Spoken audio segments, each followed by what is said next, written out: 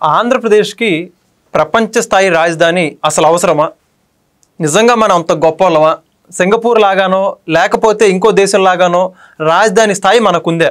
ఇవి ఆంధ్రప్రదేశ్ రాష్ట్ర రాజధానిని ఉద్దేశించి వైకాపాకి చెందినటువంటి మాజీ మంత్రి అంబటి రాంబాబు చేసిన వ్యాఖ్యలు. అయితే మొత్తానికి అంబటి రాంబాబు చేసిన వ్యాఖ్యల గురించి కొద్దిమేర విశ్లేషణ చేసే ప్రయత్నం చేద్దాం. అయితే స్టూడియోలో మన ముందు ఉన్నారు సీనియర్ పొలిటికల్ అనలిస్ట్ అడిసిమల్ శ్రీనివాసరావు గారు. సార్ నమస్కారం. నమస్కారం అండి.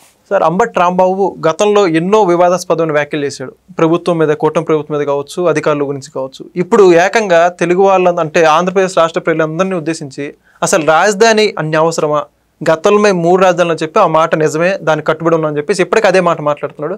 మనకెందుకు ఆ స్థాయి రాజధాని అని చెప్పేసి మాట్లాడుతున్నాడు. ఏమంటారు? అంబటి రాంబాబు గారు ఆయన ఉద్దేశపూర్వకంగా అలా మాట్లాడతాడో లేకపోతే వాళ్ళ పార్టీ పెద్దలో అతను అలా మాట్లాడమని చెప్తారో లేకపోతే చాలా అవివేకంగా ఏమీ సరిగ్గా తెలియనట్టు మాట్లాడతాడో అర్థం అవట్లేదు. ఎందుకంటే అతను సహజంగానే మిగతా వైసీపీ వాళ్ళంతా నీచుడు కాదు, అంటే కురచబుద్ధి ఉన్నవాడు కాదు. డబడబమ్మని మాట్లాడతాడు తప్ప అదేమో అబాస్ బాల్ అయిపోతున్నాడు. అందరూ అతన్ని ఆర్పి హేమరాజా ఇలాంటి వాళ్ళు అందరూ అతను దడదలు అణించేస్తారు. ఏంటండి ఇప్పుడు అలా ఎందుకు దొరికిపోవడం? మొన్న మధ్య ఇప్పుడు ఇక్కడ మాక్ అసెంబ్లీ గురించి మాట్లాడతా అక్కడ ఎవరన్నా పెడతారో స్పీకర్ కుర్చీలో కూర్చోబెడతారా అని వేస్తున్నాడు. ఈ లోపల కాదండి బయట పెట్టారండి విలేకరి గారు ఎవరో చెప్తుండే విలేకరి. అవునా? అయితే వదిలేస్తున్నాం అంటే నువ్వు ఏదో రాయేసేస్తావు, అది కాదని తెలిసిన తర్వాత అదే వదిలేద్దాం. ఇంక మాట్లాడు మరి చెప్పక తప్పు అయిపోయింది, నాది తెలియకన్నా క్షమించండి అని చెప్పాలి కదా. అంటే మీరు మీకు నేను అందుకనే అన్నాను, ఎవరన్నా చెప్తున్నారా లేకపోతే అతను అతను మాట్లాడుతున్నాడా లేకపోతే అవివేకంగా ఏది పడితే అది మాట్లాడుతున్నాడు అనేటువంటిది అర్థం అవట్లా. ప్రపంచ స్థాయి రాజధాని ఒక లక్ష్యాన్ని నీవు ఒక లక్ష్యం పెట్టుకుని సంకల్పం సత్సంకల్పం అయినప్పుడు అది లక్ష్యాన్ని చేరుకోవడానికి నీ ప్రయాణం ఆరంభిస్తే పూర్తిగా లక్ష్యాన్ని చేరుకోకపోయినా 3 అంతులు చేరుకున్నా నువ్వు జీవితంలో సక్సెస్ అయినట్టే. ఓకే. ఇప్పుడు ప్రపంచ స్థాయి రాజధాని ఇవాళ రేపు నువ్వు నేను ఉండగా జరగకపోవచ్చు. అది ఏదో రోజు అవటానికి అవకాశం ఆ ఎన్విరాన్మెంటు, ఆ మౌలిక వసతులు సదుపాయాలు ఏర్పాటు చేస్తున్నారు అక్కడ. ఈ భారతదేశంలో ఏ నగరం ఇప్పుడున్న ఎదుర్కొంటున్న సమస్యలు చూడండి. గట్టిగా 4 చినుకులు పడితే మునిగిపోతున్నాయి. ప్రధానమైన నగరాలు బెంగళూరు, మద్రాసు, బాంబే, హైదరాబాదు, ఏ నగరంలో అయినా సరే చిన్నదో పెద్దదో వర్షం పడిందంటే మునిగిపోతున్నాయి. ఒక రోడ్లు వరద వచ్చినట్టు కార్లు కొట్టుకుపోతున్నాయి. పడవలేసి తిరగాలని చెప్పేసి కామెంట్ చేస్తున్నారు, జోకులు చేస్తున్నారు. కేవలం ఇటీవల కాలంలో 10 ఏళ్ళ నుంచి జరుగుతుంది చూసుకో, ఎక్కువ 10-15 ఏళ్ళ నుంచి. అంతకుముందు ఏదైనా లోతట్టు ప్రాంతాలు ముంపుకు గురయ్యి మొన్న మధ్యన బెజవాడలో బొడమేరు పొంగి వచ్చినప్పుడు అలాగే లోతు నీళ్లు ఉండిపోయినాయి. ఇది కారణం ఏంటి? మనిషి ప్రకృతిని విధ్వంసం చేస్తున్నాడు. నీరైనా గాలైనా అగ్గైనా ఏదైనా తన దారిని తను పోనెత్తే ఏదన్నా ఉపద్రవం వచ్చినా ఆరుతుంది. నువ్వు అడ్డుకట్ట నిలబడి ప్రకృతిని నువ్వు సవాల్ చేస్తే తన ప్రకోపం చూపిస్తుంది. ఇప్పుడు నగరాల్లో ఏం చేస్తున్నారు? నీరు బయటకు పోయే మార్గం మూసేస్తున్నారు, నీరు ఇంకిపోయే మార్గం లేకుండా చేస్తున్నారు. దానివల్ల 2 రకాల నష్టాలు. నీరు భూమిలోకి ఇంకకపోతే భూగర్భ జలాలు అడుగంటిపోతాయి. 2 ఇలాగ వరదలో ముప్పు ఇబ్బందులు. వాటిలన్నిటికి సమస్యలకి పరిష్కారం ఆలోచించి ఇప్పుడు చూస్తున్న దాన్ని బట్టి అమరావతిలో ప్లానింగ్ ఎలాగుంది? డ్రైనేజీలు అసలు కరెంటుకు సంబంధించి కానీ ఈ కేబుల్స్ కానీ అంతా కూడా భూగర్భంలో ఉండేలాగా, డ్రైనేజీలు కూడా ఒక్క నీటి చుక్క కూడా బయట కనపడకుండా ఉండేలాగా ప్లాన్ చేస్తున్నారు వాళ్ళు. వాళ్ళ నిర్మాణాలు కూడా చాలా దృఢంగా ఉండేలాగా అక్కడ నేలను బట్టి కాంక్రీటు దిట్టంగా వేస్తున్నారు, కాంక్రీట్ అంతా కూడా.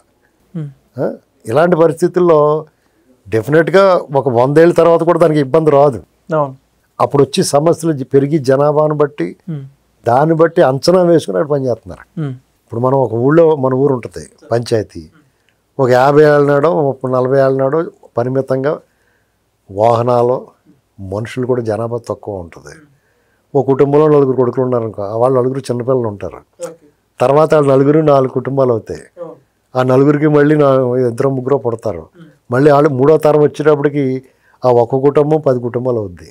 జనాభా పెరుగుతారు, వాళ్ళ వాహనాలు ఉంటాయి, కాలం మారుతూ ఉంది, ఆ వీధులు ఇళ్ళు ఇరుకవుతాయి, తర్వాత మళ్ళీ ఏదో ఒక స్థలం ఇల్లు కట్టుకోవాలి మళ్ళీ కొత్తగానే. ఇలాగా అది భూమి అదే ఉంటుంది, జనం పెరుగుతూ ఉంటారు ఏంటండి. దాంతో ఆ ఉన్న భూమి వీళ్ళందరూ పంచుకుంటూ ఉండాలి.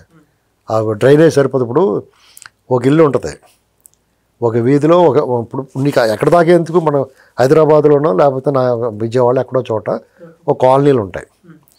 ప్రభుత్వం దగ్గర నుంచి ఒక సొసైటీల కింద కాలనీ తీసుకుని ఇండిపెండెంట్ హౌస్లు కట్టుకుంటారు.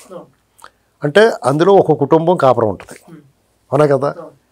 తర్వాత 2-3 సైట్లు కలిపి ఒక అపార్ట్మెంట్ కడతారు, 20 కుటుంబాలు కాపురం ఉంటాయి. అంటే ఇది వరకు ఆ ఒక కుటుంబం ఉన్నప్పుడు వాళ్ళకి వాహనం, సైకిలో, మోటార్ సైకిలో, కారు ఉంటుంది. అంటే ఒకటి తిరుగుద్ది ఆ వీధిలో. అదే ఈ అపార్ట్మెంట్ కట్టి 20 కుటుంబాలు అయినాయి అనుకో, కనీసం 10-15 మంది వెహికల్స్ ఉంటాయి. ఆ వీధిలో తిరగాలి కదా, అంటే రద్దీ పెరుగుద్ది, రోడ్డు ఇరుకోవద్ది, డ్రైనేజ్ నీటి వాడకం పెరుగుద్ది. అంతకుముందు ఒక కుటుంబానికి సరిపడగా ప్లాన్ చేసింది 20 కుటుంబాలు వాడుతూ ఉంటాయి. ఇలాంటివన్నీ అధిగమించడానికి వాళ్ళు ప్లాన్ చేస్తున్నారు. అంటే ఇలాంటి ఇబ్బందులు ఎదుర్కోకుండా ఉండడానికి ప్లాన్ చేయడం అంటే ప్రపంచ స్థాయి నగరం మిగతా నగరాల అన్నిటికంటే కూడా ఇది మెరుగ్గాను, నాణ్యంగాను, మేలుగాను ఉంటుంది. అది వాళ్ళ ప్లాన్. అంతేగాని ప్రపంచ స్థాయి అంటే నాకు ప్రపంచ స్థాయి నాకెందుకు అంటే, నీకు ఎందుకంటే మానేయి, నువ్వు నీకు అక్కలేకపోతే వదిలేయి, నువ్వు అక్కడ ఉంటావు మానేయి. అంతేగాని మిగతా వాళ్ళకి వద్దంటాక నువ్వెవడో ఏంటండి. ఇది వాళ్ళ కురచ బుద్ధి. అది అలా మాట్లాడకూడదు. ఒక ఆంధ్రుడై ఉండి, తెలుగువాడై ఉండి, నీ రాష్ట్రం, నీ ఊరు బాగుపడటాన్ని దాన్ని విక్రించేవంటే నేనేమంటాడు ఎవరన్నాను. ఏదైనా విమర్శ ఉంటే చెయ్యి. ఆ భూములు దొబ్బేస్తున్నారు, లేకపోతే వాళ్ళు కొని అమ్ము దొబ్బుతున్నారు, వాళ్ళు లాభం దొబ్బేస్తున్నారు, లంచాలు తీసుకుంటున్నారు, మీకు అలవాటైన పద్ధతిలో మీరు విమర్శలు చేసుకోండి. అది నిజమో ఒట్టిదో, నిజమైతే అవును తింటాం ఏంటి అని అంటారు, లేదనుకో మీరు తినలేదంటారు. ఏంటండి మీరు ఎవరు మా ఇష్టం అన్నారు మీరు. వీళ్ళు అలాగే అంటారు. ఎవరిని ఏదైనా అంటే సమాధానం చెప్తారు. ఇప్పుడు కూటమి ప్రభుత్వానికి జగన్మోహన్ రెడ్డి ప్రభుత్వానికి డిఫరెన్స్ ఏంటంటే, జగన్మోహన్ రెడ్డి ప్రభుత్వానికి ప్రశ్నలు ఎదురయ్యి కాదు. కారణం ఏంటి, ప్రశ్న వేయనిచ్చేవారు కాదు, నోరు మూసేవారు. కూటమి ప్రభుత్వం ఏం చేస్తుంది, ప్రశ్నలు వేస్తే సమాధానం చెప్తుంది. ఇప్పుడైనా చంద్రబాబు నాయుడు గారి ప్రభుత్వం అప్పుడైనా ఎవరన్నా ప్రశ్న వేస్తే దానికి సమాధానం చెప్తాడు, వివరణ ఇస్తాడు. బురద వేస్తే కడుక్కుంటూ ఉంటారు. సపోజ్ ఎవడన్నా అడిగేవాడికి చెప్పేవాళ్ళు ఒకమంటారు. సపోజ్ నీ పేరేట అన్నా అనుకో, నువ్వు వెంకట అని చెప్తావు. మీదే ఊరు అంటే మీదే పలానా ఊరు చెప్తావు. నువ్వేం చేస్తున్నావు అంటే నీ ఉద్యోగం చెప్తావు. ఇలా ఒకదానికి ఒకటి ప్రశ్నలు మొత్తం అంటే నువ్వు సమానం చెప్పి కొలిది. అదే నేను నీ పేరేటన్నావు, నీకు ఎందుకన్నావు అనుకో, అక్కడ తాగిపోద్ది, తర్వాత ఉండదు కదా. అది వీళ్ళు అందరూ అలాగా కూటమి ప్రభుత్వం అని చేతి వీళ్ళు అలా మాట్లాడుతూ ఉంటారు వీళ్ళు. ఇది మ్యాటరు. కాబట్టి ప్రపంచ స్థాయి నగరం ఒకవేళ రాలేదనుకో, నువ్వు కోరుకోలేదు కదా, నీకు నష్టం లేదు. ఒకవేళ వచ్చిందనుకో, నువ్వు కోరుకోకుండా వచ్చింది కూడా ఆనందించు. అంతేగాని అసలు వద్దు మొదట కోరికే వద్దంటే. ఇప్పుడు ఒక కళగాన్ని సాకారం చేసుకోవడానికి ప్రయత్నం చేయాలి. ఒక మంచి లక్ష్యం పెట్టి నా వైపు నడవాలి. నువ్వు వద్దనుకుంటావు ఎందుకు అసలు? ఆ నెగిటివ్ ఆలోచన ఎందుకు? ఇప్పుడు పాజిటివ్గా ఆలోచించాలి. అందరూ బాగుండాలి, మనం బ్రహ్మాండంగా ఉండాలి, మన గర్వకారణం కదా మా సిటీ ఇప్పుడు మనం ఏం చెప్తాం, హైదరాబాద్ అని చెప్పుకుంటాం. అలాగా నువ్వు చెప్పుకోవాలి కదా, అమరావతి బ్రహ్మాండమైంది మా సిటీ. అది యాక్చువల్గా అమరావతికి ఉన్న సౌలభ్యం ఏంటంటే, చిత్తూరు, గుంటూరు, విజయవాడ, మంగళగిరి, తెనాలి వరకు ఆ రౌండ్ అంతా కూడా జనాలతోటి కొత్తగా ఫిలప్ చేయాల్సిన అవసరం ఉండదు. ఆ మధ్యలో ఉన్న ఫిలప్లో కొంచెం మంచి కంపెనీలే తీసుకొచ్చి నిర్మాణాలు ప్రభుత్వ రంగ సంస్థలు వచ్చినాయి అనుకోండి, ఆల్రెడీ ఇప్పటికే ఎస్టాబ్లిష్డ్ అవన్నీ ఒక రింగ్ రోడ్ వేసి లోపల ఇదే నగరం అంటే అమరావతి అంటే అయిపోయింది. ఉంటుంది అది. అప్పుడు ఆల్రెడీ కొత్తగా నిర్మించే చోట కొంచెం ఆల్రెడీ ఇప్పుడున్న తెనాలు కానీ, విజయవాడ కానీ, గుంటూరు కానీ ఇరుకు రోడ్లు సరిపోట్ల జనాభాకి. ఇప్పుడు మీరు కట్టిదన్నా శుభ్రంగా కట్టారనుకో, విశాలంగా అన్ని పర్ఫెక్ట్గానే, పలానా ఏరియా అమరావతి కోర్ ఏరియా బ్రహ్మాండంగా ఉంటుంది, కోర్ క్యాపిటల్ ఏరియా అని చెప్పేసి మంచి పేరు వస్తుంది. ఇది మానేసి ఊరికే అది ఎందుకు ఇది ఎందుకు అంటాం. చుట్టూరు రింగ్ రోడ్ వచ్చి ఇప్పుడు హైదరాబాద్ ఉందండి, చాలామంది అమరావతికి ఇన్ని ఎకరాలు ఎందుకని మాట్లాడుతూ ఉంటారు. చాలా అన్యాయమైన మాటలే. ఇప్పుడు వీళ్ళు ఎప్పుడో కాదు, నిన్న కాక మొన్న రాజశేఖర రెడ్డి వాళ్ళు లేపాక్షికి, గాలి జనార్దన్ రెడ్డికి ఇచ్చిన భూముల గురించి ఒక్కడు మాట్లాడ్డారు. ఏంటండి 1000 ఎకరాలు అయ్యింది చుట్టూ వైవి సుబ్బారెడ్డి భూములు. వీళ్ళు 1000 ఎకరాలు ఇచ్చేసారు. దాంట్లో ఒక్క కార్యక్రమం లేదురా. వాళ్ళు పైగా అప్పులు తెచ్చేసుకున్నారు తాకట్టు పెట్టి. హైదరాబాద్ ఎంత ఏరియాలో ఉంటుంది చెప్పండి? 4 లక్షల ఎకరాల్లో ఉంటుంది. 4 లక్షల ఎకరాలు. హైదరాబాద్ మహానగరం, రింగ్ రోడ్డు ఇప్పుడు మళ్ళీ దాన్ని మళ్ళీ అవతల మళ్ళీ ఇంకో రింగ్ రోడ్డు పెట్టడం. అసలు వీళ్ళకి ఎన్నాళ్ళు పట్టింది ఇది? 400 ఏళ్ళ క్రితమే హైదరాబాద్ ఉత్సవాలు చేశారు ఆ మధ్యన. ఒక 20-25 ఏళ్ళ నుంచి ఇది విస్తరించడం మొదలెట్టింది. 25 ఏళ్ళు పట్టింది హైటెక్ సిటీ కట్టిన తర్వాత.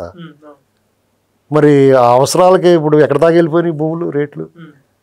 ఒకపేటలో 100 కోట్లు అంటే 130 కోట్లు అంటే మరి హైటెక్ సిటీ కట్టినప్పుడు ఎంత ఉంది, ఇప్పుడు ఎంత ఉంది? అంటే ఇక్కడ కొంచెమన్నా ఆలోచన ఉండాలి ఎవరికన్నా. మన పక్కన జరిగింది, అది ఎక్కడో కాదు, మన పక్కన చూసాం. ఒక 20-25 ఏళ్ళకి ఏ రేంజ్లో మారిందో, నగరం ఎలా విస్తరించిందో, ఎన్నాళ్ళు పట్టిందో మనం చూసాం. ఇలా అమరావతి నువ్వు కట్టలేదు, నువ్వు చేయలేదు, 5 ఏళ్ళ టైం కూడా లేకుండా నువ్వు కట్టలేదని అన్నారు ఈయన పాపం. పోనీ అమరావతి మీద ఎక్కువ శ్రద్ధ పెడితే అదిగో అంత అమరావతిగా చేస్తున్నాడు అన్నారు. ఇప్పుడు అన్ని వైపులా చేద్దాం అనుకుంటే అమరావతిని వదిలేస్తున్నాం అంటున్నారు. ఇది ఇప్పుడు మనిషి నరం లేని నాలుగు ఏమైనా మాట్లాడుద్దండి. ఇప్పుడు మనం ఒక అవకాశం ఇచ్చాం, ఆయన ఏం చేస్తున్నాడో చూడాలా. ఒకవేళ నిజంగా తప్పు చేస్తే హెచ్చరించవచ్చు, తప్పలేదు. ఇప్పుడు నేను విమర్శించి కూడా ఏమన్నాను, అప్పుడప్పుడు విమర్శలు కూడా సహేతుకంగా ఉంటాయి కొన్ని. ఇప్పుడు పాలకపక్షాలు ఏం చేస్తాయంటే ఒకసారి ఓవర్ లుక్లో పోతూ ఉంటాయి.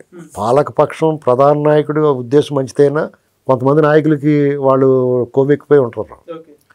వాళ్ళ దగ్గర పనిచేసే వాళ్ళు ఓవర్ యాక్షన్ చేస్తూ ఉంటారు. అలాంటి దాన్ని మనం విమర్శించవచ్చు, దారిలో పెట్టడానికి మనం వాళ్ళు హెచ్చరించవచ్చు. కానీ మొత్తానికి విషయం చెప్పకూడదు. ఇప్పుడు ఏదన్నా సరే మనం ఆలోచించుకోవాలి. వాళ్ళకి మనకు ఒక అవకాశం ఇచ్చాం, సరిగ్గా చేయలేకపోవడం కూడా వాళ్ళే నష్టపోతారు, మళ్ళీ అధికారం కోల్పోతారు. అంటే ఇక్కడ ఏంటంటే చంద్రబాబు నాయుడు గారు కూటమి ప్రభుత్వం మళ్ళీ అధికారం కోల్పోయింది అనుకోండి, ఇంకా అక్కడ రాష్ట్రం ఉండదు.